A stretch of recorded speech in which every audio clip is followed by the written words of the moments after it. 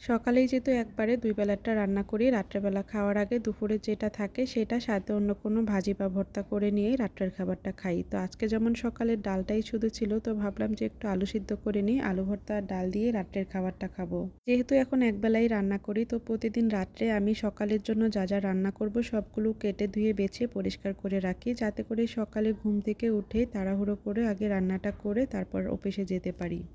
কয়েকদিনের রুটিন এটা। যদিও মা চলে আসলে তখন আর এই কাজটা করা লাগবে না। মাই দুপুরে রান্নাটা করে নিবে। তো এইদিকে আমি ডালটা ব্লেন্ড করার জন্য ব্লেন্ডারে দিয়ে দিলাম। আর আমার বৌদি এখানে ডালটাকে ব্লেন্ড করে নিচ্ছে। আমি আবার এখানে সকালে ঢেঁড়স ভাজি করব। এইজন্য ঢেঁড়সগুলোকে কেটে তারপর ফ্রিজে রেখে দিব।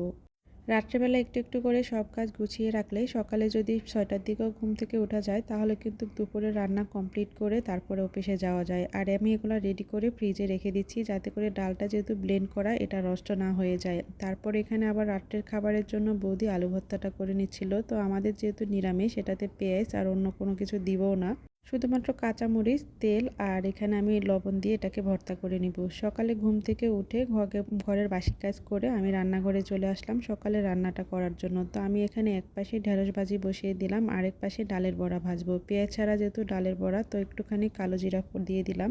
সব কিছু দিয়ে মেখে লবণ, হলুদ, কালো জিরা দিয়ে মেখে আমি আগে কয়েকটা ডালের বড়া ভাজবো। তারপর ওদের জন্য আলাদা করে রেখে আমাদেরটাতে আবার আলাদা করে ঝাল দিয়ে কয়েকটা বড়া ভেজে নেব।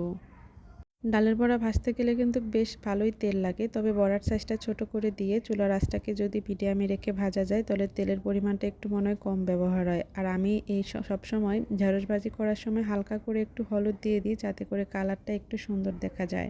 বাচ্চাদেরগুলো ভাজা হয়ে গেছে, ওগুলা তুলে রেখে এখন আমি আবার 2 থেকে 3টা কাঁচামরিচ কেটে দিলাম, দিয়ে আমাদের জন্য আলাদা করে কয়েকটা বড়া ভেজে নিচ্ছি। তারপর ওদের দুজনকে খাবারটা দিয়ে দিলাম। ওরা দুইজন খাবার খেয়ে সৃজনকে নিয়ে তার বাবা চলে যাবে তার স্কুলে। তারপর সে তার অফিসে ওকে রেখেই চলে যাবে। আবার দুপুরে রান্না করার জন্য সবকিছু রেডি করতেছিলাম। ওদেরকে যখনই পড়তে বসাই, আমি বা ওর বাবা দুইজনের একজন যখন পাশে না থাকি, তারা কিন্তু পড়া ছেড়ে উঠে যায়। তো আমি এত সময় ওদের কাছেই ছিলাম। আবার এখন একটু রান্না করে চলে আসলাম দুপুরের জন্য কি রান্না করব সেটার জন্য। সকালে যা ভাজি করলাম ওইটাই ছিল, তো ভাবলাম যে একটু ডাল রান্না করে নিই। বুটের ডালটা আবার যদি নারকেল দিয়ে রান্না করি, আমার 2 বাচ্চারই অনেক বেশি পছন্দ। আর এখানে সবজি হিসাবে আজকে আমি একটু পেঁপে দিব। মাঝে মাঝে মনে হয় মাছ মাংসের থেকেও নিরামিষ রান্না করাটা একটু বেশি ঝামেলার, কোনটা দিয়ে কি রান্না করব সেটা আসলে বুঝিই না। তো এই তো দুপুরের রান্নাটাও আমার কমপ্লিট হয়ে গেল।